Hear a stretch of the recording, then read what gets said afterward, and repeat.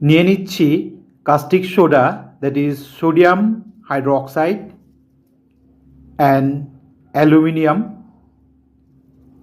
অ্যালুমিনিয়ামের বল তৈরি করে নিয়ে নিলাম।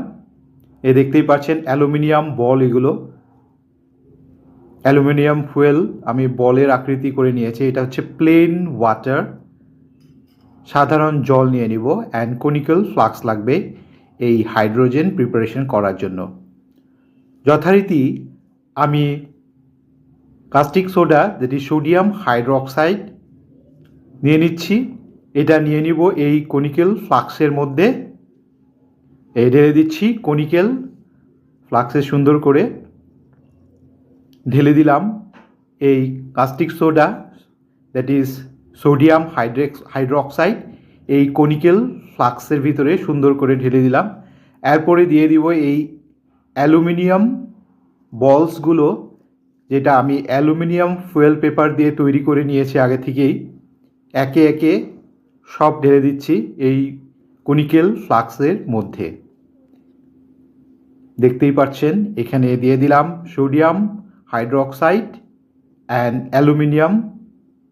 এদের দুজনের মধ্যে রিঅ্যাকশন হয়ে যাবে যখন আমি এখানে প্লেন ওয়াটার দিয়ে দিচ্ছি প্লেন ওয়াটার। এই কনিক্যাল ফ্লাক্সের মধ্যেই রিঅ্যাকশন শুরু হয়ে গেছে।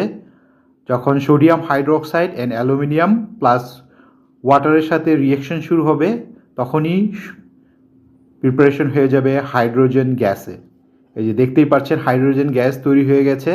আমি কয়েকটা বেলুন ফুলিয়ে নিব। এই বেলুনের ভিতরে আমি হাইড্রোজেন গ্যাস প্রিপেয়ার করেছি, এটা ঢুকিয়ে নিলাম।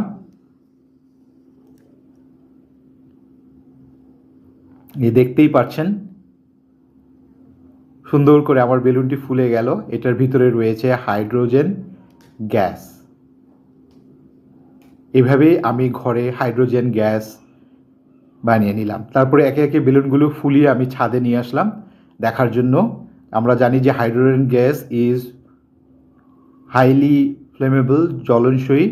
এটা জ্বলে কি না সেটা দেখব একটু। এখানে আমি আগুন দিয়ে দিলাম, দেখা গেল এটা খুব জ্বলনশীল, হাইলি ফ্লেমেবল।